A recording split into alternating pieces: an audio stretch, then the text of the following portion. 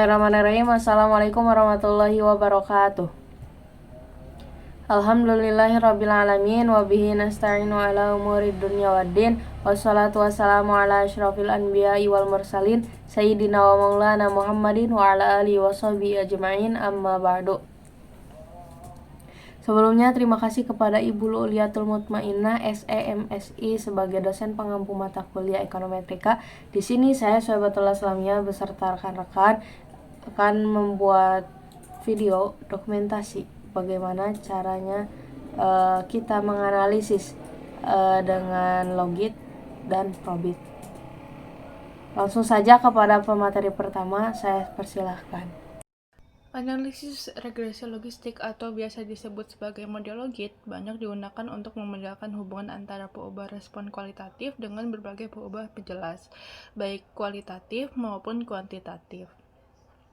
Peubah respon tersebut dapat berupa data biner hanya terdiri dari dua nilai, sukses atau gagal, dan dapat juga berupa data multinom atau lebih dari dua kemungkinan pilihan. Pada data yang multinom, skala pengukurannya dapat berskala nominal atau tidak memiliki peringkat, hanya penggolongan saja, atau berskala ordinal yang memiliki peringkat tertentu. Jika kategori dari peubah respon berskala ordinal, maka analisis regresi yang digunakan adalah analisis regresi ordinal logit. Namun jika kategori dari peubah respon berskala nominal, maka analisis regresi yang digunakan adalah analisis regresi nominal atau biasa disebut sebagai model nominal logit. Berikutnya ada analisis regresi probit, yaitu analisis yang digunakan untuk melihat hubungan antara variabel dependen yang bersifat kategori atau kualitatif dan variabel-variabel independen yang bersifat kualitatif maupun kuantitatif. Model probit menggunakan normal cumulative distribution function atau CDF untuk menjelaskan fungsi persamaannya. Model regresi probit dapat dituliskan sebagai berikut, di mana Y adalah variabel dependen berdistribusi normal. Untuk rumusnya yaitu Y sama dengan B0 ditambah BI XI sama dengan Epsilon, di mana Y adalah variabel dependen berdistribusi normal, beta 0 adalah parameter intercept yang tidak diketahui, beta I sama dengan beta 1, beta 2, dan seterusnya adalah parameter koefisien X1, XI sama dengan X1, X2, dan seterusnya adalah variabel independen, dan Epsilon adalah error yang diasumsikan berdistribusi normal dengan min 0 dan varians. Berikutnya ada estimasi parameter regresi probit dengan metode maksimum likelihood atau MLE. Nah, metode maksimum likelihood merupakan salah satu metode penaksiran parameter yang dapat digunakan untuk menaksir parameter suatu model yang diketahui distribusinya. Metode ini bekerja dengan memaksimumkan fungsi likelihood. Hasil penaksiran parameter model probit dengan menggunakan metode maksimum likelihood dapat diperoleh melalui langkah-langkah berikut. Yang pertama adalah menentukan n sampel acak. Yang kedua, membentuk fungsi likelihood dari n sampel acak, karena pada dasarnya metode maksimum likelihood memberikan dugaan beta dengan memaksimumkan suatu fungsi likelihood. Yang ketiga adalah melakukan transformasi logaritma natural atau ln terhadap fungsi likelihood, karena secara matematis akan lebih mudah memaksimumkan L atau beta dalam bentuk ln. Yang keempat atau yang terakhir adalah mendapatkan penaksir untuk beta dengan memaksimumkan fungsi ln likelihood, yaitu dengan mendiferensialkan fungsi ln likelihood terhadap parameter beta. Bismillahirrahmanirrahim. Sebelumnya perkenalkan saya Falhaimatul Aliyah dengan NPM 2310020016. Di sini saya perwakilan dari kelompok 3 akan menyampaikan bagaimana cara mengolah data dari Excel ke aplikasi Appius. Nah, di sini kami mengambil data sebanyak 100 responden ya teman-teman dengan judul pengaruh pengetahuan, penghasilan, dan lingkungan terhadap keputusan investasi.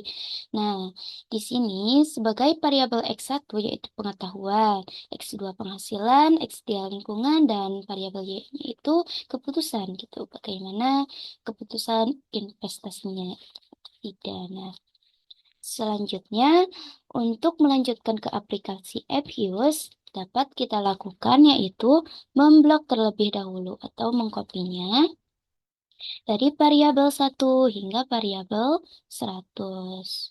Karena kami mengambilnya hanya 100 variabel. Seperti itu. Kemudian dapat kita lakukan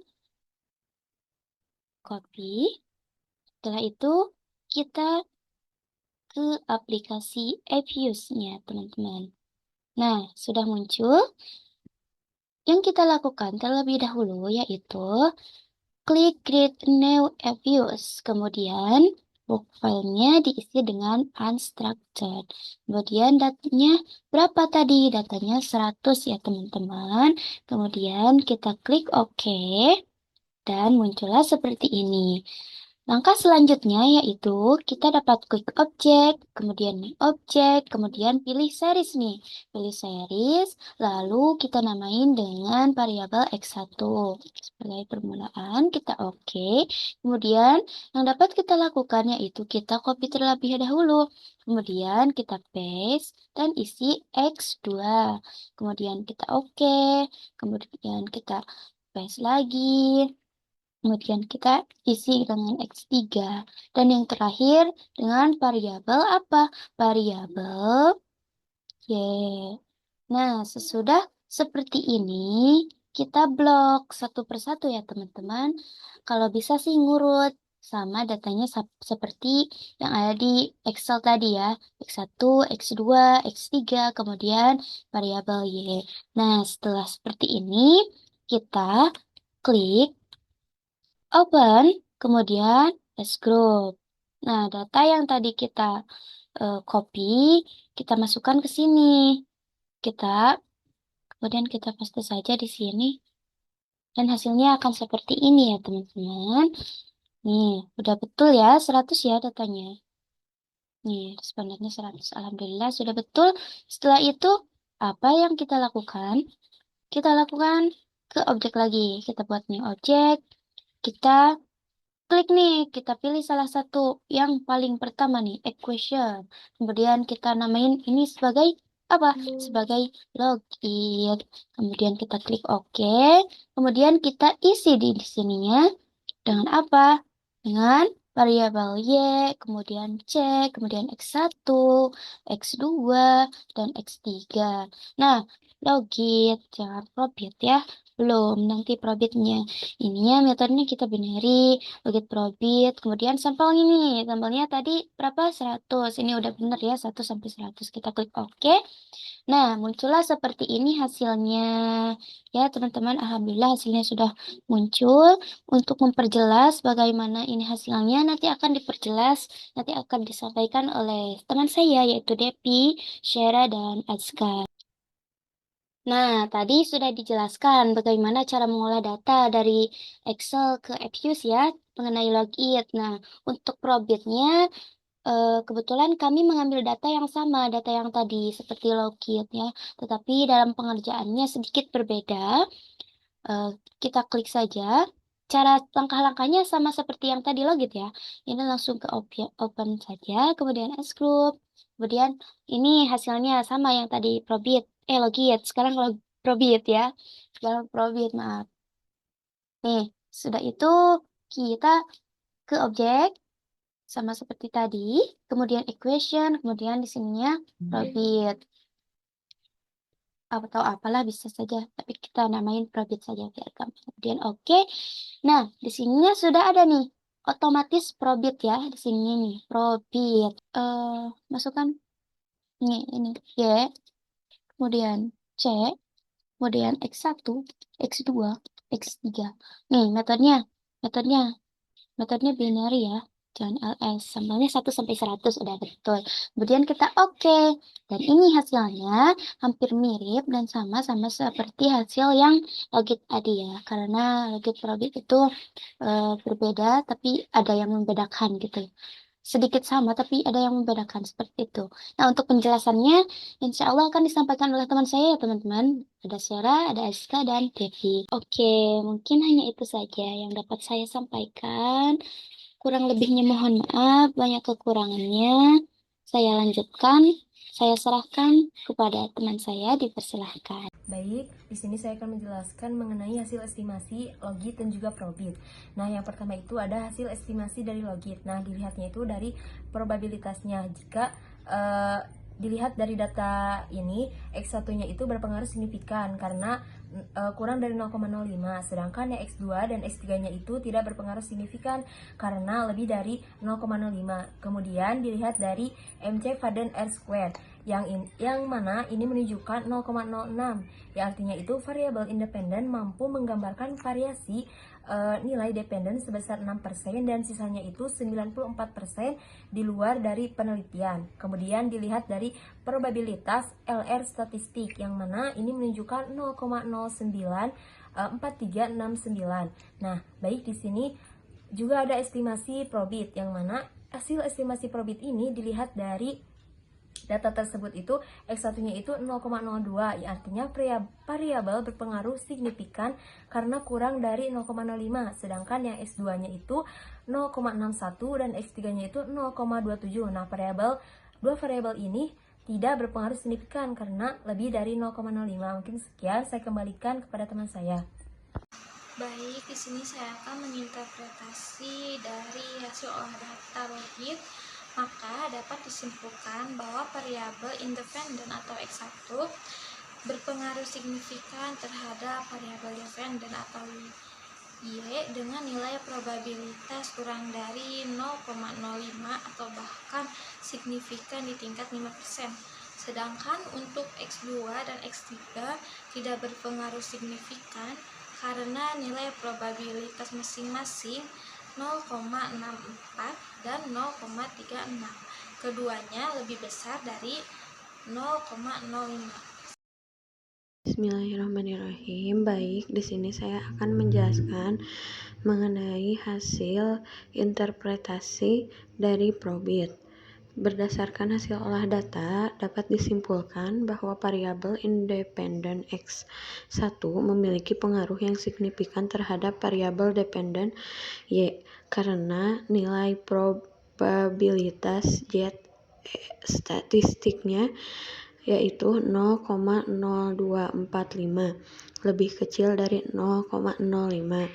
Sementara itu, variabel X2 dan X3 tidak menunjukkan pengaruh yang signifikan karena nilainya probabilitas Z statistiknya masing-masing 0,6455 dan 0,3607 atau lebih besar dari 0,05.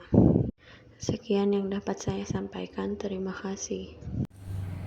Nah, bisa ditarik kesimpulan dari analisis di atas, yaitu analisis regresi logit dan probit merupakan alat statistik yang digunakan untuk memodelkan hubungan antara variabel respon kualitatif dan variabel penjelas. Nah, model logit atau regresi logistik sangat fleksibel dan dapat mengakomodasi perubahan respon biner maupun multinom, baik nominal maupun ordinal. Sementara itu, model probit menggunakan fungsi distribusi kumulatif normal untuk menjelaskan hubungan serupa antara variabel dependen kualitatif dan variabel independen kualitatif atau kuantitatif. Nah, berdasarkan hasil olah data yang dipaparkan, variabel independen X1 terbukti memiliki pengaruh signifikan terhadap variabel dependen Y dan kedua model, logit dan juga probit. Hal ini ditunjukkan oleh nilai probabilitas yang kurang dari 0,05 mengindikasi bahwa perubahan pada X1 secara statistik signifikan mempengaruhi probabilitas outcome pada Y. Sebaliknya, variabel X2 dan X3 tidak menunjukkan pengaruh signifikan terhadap Y dengan nilai probabilitas yang jauh di atas ambang batas 0,05. Mungkin cukup sekian.